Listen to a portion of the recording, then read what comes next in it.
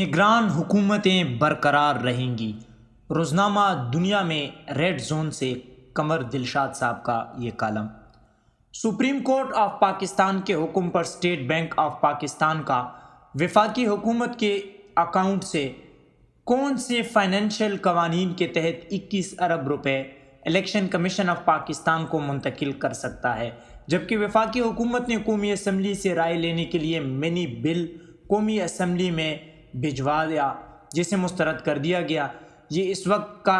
اہم سوال ہے اور آج ممکنہ طور پر حکومت اس معاملے پر اہم اجلاس بھی کرنے والی ہے۔ تاہم بہت سے ماہرین کی رائے میں اسٹیٹ بینک آف پاکستان کسی قانون کے تحت وفاقی حکومت کے اکاؤنٹ سے رقم نہیں نکال سکتا، لہذا سپریم کورٹ کے احکامات قواعد و ضوابط کے نظر ہو جانے کا احتمال ہے۔ یہ بھی کہا جاتا ہے کہ سپریم کورٹ آف پاکستان اپنے احکامات پر عمل درآمد نہ ہونے پر وزیراعظم پاکستان کو توہین عدالت کے تحت نااہل کرنے کے احکامات جاری کرتی ہے، تو وفاقی کابینہ ایسے احکامات کو نظر انداز کر دے گی، کیونکہ حکومت کا موقف ہوگا کہ سپریم کورٹ آف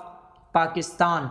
کے ججوں بشمول چیف جسٹس آف پاکستان کے خلاف ریفرنس سپریم جوڈیشل کونسل میں دائر کیا گیا ہے، لہٰذا یہ کہا جا سکتا ہے کہ چیف جسٹس آف پاکستان اور دیگر 7 ججز بادی نظر میں آئینی طور پر غیر فعال ہو چکے ہیں۔ یہ بھی کہا جا رہا ہے کہ پنجاب اور خیبر پختونخوا میں نگران حکومتیں دونوں صوبوں میں انتخابات اور منتخب حکومتوں کی قیام تک قائم رہے گی، کیونکہ 90 روز کی مدت گزرنے کے باوجود آئین کے آرٹیکل 48(5)(b),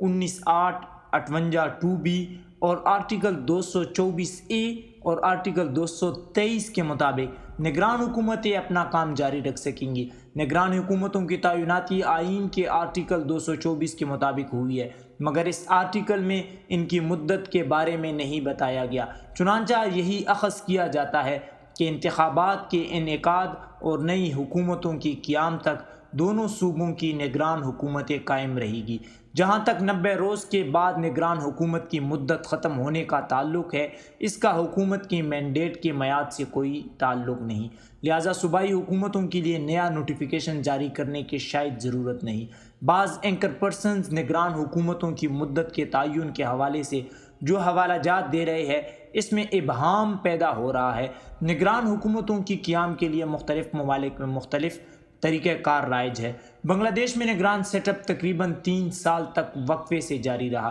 2006 میں خالدہ ضیاء کی حکومت تحلیل ہونے کے بعد نگران سیٹ اپ لایا گیا، جو 1 سال کے بعد حسینہ واجد کی تحریک پر ختم کر کے ملک میں ایمرجنسی کا انعقاد کرتے ہوئے نگران حکومت قائم کی گئی، جو فروری 2009 تک رہی۔ بھارت میں نگران حکومت کا آئینی طور پر کوئی نظام نہیں، وہاں حکومت اور پارلیمنٹ کی تحلیل کے بعد بھی وزیر اعظم برقرار رہتا ہے، لیکن اس کے اختیارات محدود ہو جاتے ہیں،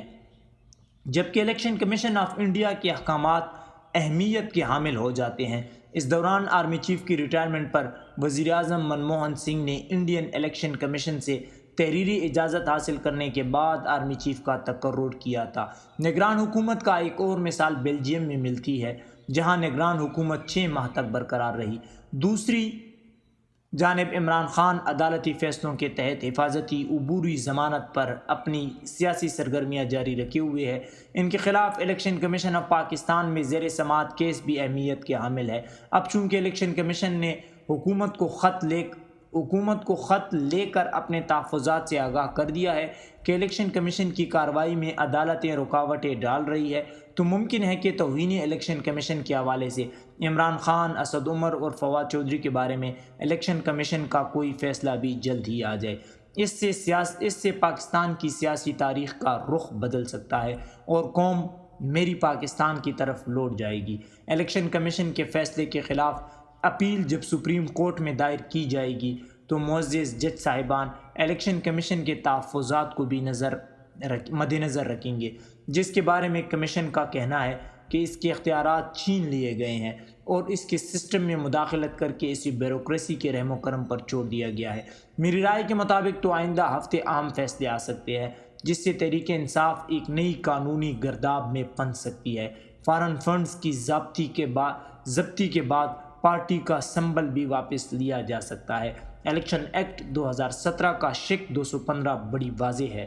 پاکستان کی سیاسی ماحول میں آلودگی پیدا کرنے میں بیرونی قوتیں بھی ملوث ہے، اور اس کا پس منظر یہ ہے کہ ملک کا سیاسی نظام، پارلیمنٹ، عدلیہ اور حساس ادارے ایک ایجنڈے کے تحت متنازع بنائے جا رہے ہیں، اور سیاسی رہنما قومی اداروں کو بھی تنقید کا نشانہ بنا رہے ہیں، جبکہ انہیں اس سے خبردار کرنے کی بجائے یہ تماشا خاموشی سے دیکھا جا رہا ہے۔ پاکستان کی سیاسی ماحول کو خراب کرنے میں جہاں ملک کی سیاسی قیادت کا عمل دخل ہے، وہیں غیر ملکی خفیہ اداروں کے عمل دخل کو بھی نظر انداز نہیں کیا جا سکتا۔ یہ خدشہ ہے کہ غیر ملکی ایجنٹوں اور جرائم پیشہ عناصر نے منی لانڈرنگ اور دیگر جرائم کو پروان چڑھانے کی غرض سے سیاسی جماعتوں میں شامل ہونے کے لیے پارٹی فنڈز میں رقوم جمع کروا کر سیاسی جماعتوں کی سربراہوں کو ہم نوا بنا رکھا ہے۔ اسی طرح رائے عامہ کے شعبوں میں بھی ایسے لوگوں کی موجودگی کا شعبہ ہے جو ملک میں انتشار پھیلانے میں مصروف ہے۔ بلوچستان میں مشتبہ عناصر اور شدت پسندوں کی سرگرمیاں تو کسی سے ڈھکی چھپی نہیں کہ بلوچستان نوجوانوں کی بیرونی ممالک کی شہریت دلانے کی لالچ میں ملک دشمنی کی کارروائیوں میں ملوث کیا جاتا ہے۔ خفیہ ادارے مداخلت کاروں کے عزائم کو ناکام بنانے کے لیے سرگرم ہیں، مگر ان کی راہ میں رکاوٹیں ڈالنے کے لیے سوشل میڈیا کے ذریعے پاکستان کے اداروں کے خلاف کئی طرح سے پروپیگنڈا کیا جا رہا ہے۔ بلوچستان میں غیر ملکی مداخلت چین کے ترقیاتی پروگراموں کے لیے بھی خطرہ ہے، اس لیے قومی اداروں کو تخریب کار عناصر پر گرفت مضبوط کرنا ہوگی۔ بہرحال قومی منظر کی تشویش روز بروز شدت اختیار کر رہی ہے۔ یہ حقیقت ہے کہ سپریم کورٹ آف پاکستان آئین کی تشریح میں پارلیمنٹ کو رہنما اصول دینے کی مجاز ہے، لیکن ملک کی سلامتی اور ترقی اور استحکام کا راستہ اس کے سوا کوئی نہیں کہ ریاستی ادارے اپنی آئینی حدود میں رہتے ہوئے قومی مقاصد و اہداف کے حصول میں ایک دوسرے کا ساتھ دیں، پارلیمنٹ کے جائز مقام کو تسلیم کرتے ہوئے اس کے ساتھ تعاون کریں، جبکہ ارکان پارلیمنٹ بھی اپنی ذمہ داریاں کما حق کا ہو ادا کر کے اپنے اختیارات کا جواز مہیا کرے۔ قیام پاکستان سے لے کر اب تک پاکستان میں پارلیمنٹ کی حکمرانی کی لڑائی جاری ہے۔ اب جو ملک میں سیاسی اور انتخابی مارکہ آرائی ہو رہی ہے، یہ پاکستان کو بنگلہ دیش کے ماڈل کی طرف لے جانے کا سبب بن سکتی ہے۔ ایک حلقے کی تو رائے یہی ہے کہ 2006 کے بنگلہ دیش ماڈل سے پاکستان کی سیاسی انتشار کا ازالہ ہو سکتا ہے۔